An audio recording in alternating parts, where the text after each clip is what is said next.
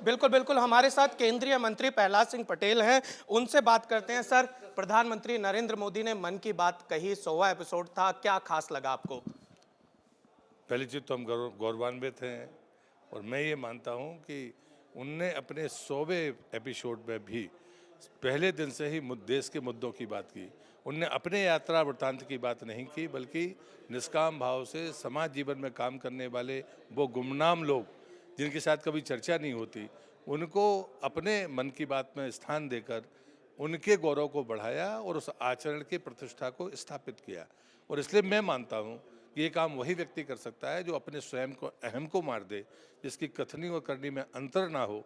उनने अपने बारे में कभी नहीं कहा, लेकिन 100वें एपिसोड में कहा चरे बेती, जिसे वो पूजा कह रहे हैं, मैं उसे उनकी तपस्या मानता हूँ। एक चीज बेहद बड़े परिवर्तन है 2014 के बाद से, जो अनसंग हीरोज हैं, चाहे पद्म पुरस्कार की बात की जाए, चाहे मन की बात की जाए, तमाम वो लोग जो सामाजिक क्षेत्र में बड़ा काम कर रहे हैं, लेकिन हम लोग कहीं ना कहीं उनको जानते नहीं। और जब प्रधानमंत्री मन की बात में नाम लेते तो हमें लगता है अच्छा, हमारे बगल में इतना अच्छा कार्य हो रहा था और हमें जानकारी नहीं।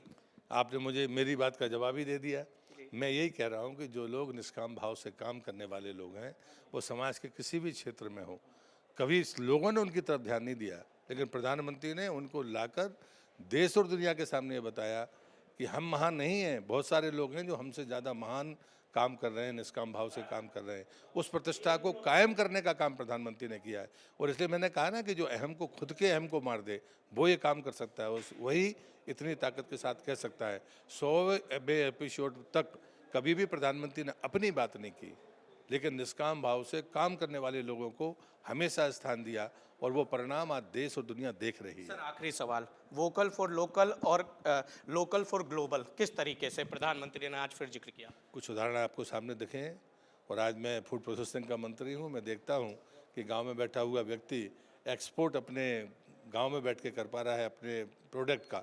तो मुझे लगता है कि स्थानीय हमारी स्वाद हो, हमारी परंपराएं हो, उससे बनी हुई चीज़ें हों, वो खेल खिलौने हों, चाहे भोजन की चीज़ें हों, वो सब कुछ।